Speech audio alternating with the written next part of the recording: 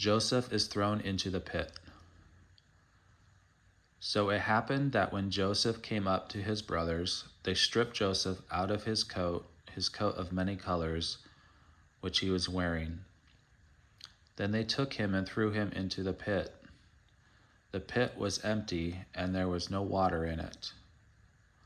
Then they sat up to eat bread, but when they lifted their eyes, behold, they saw a caravan of Ishmaelites arriving from Gilead, their camels loaded with spices, balm, and myrrh, which they were carrying down to Egypt.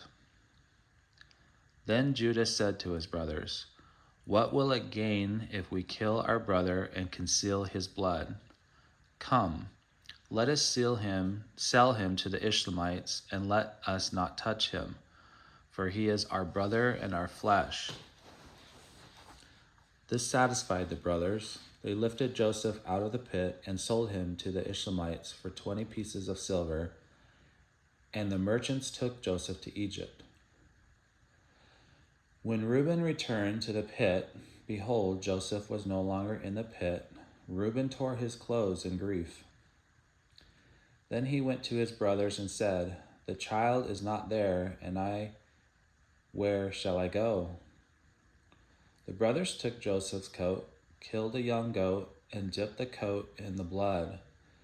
Then they brought the coat of many colors to their father, saying, "We found this. Do you know whether or not it is your son's coat?" He recognized it and said, "It is my son's coat. A wild beast has devoured him. Joseph has been torn in pieces."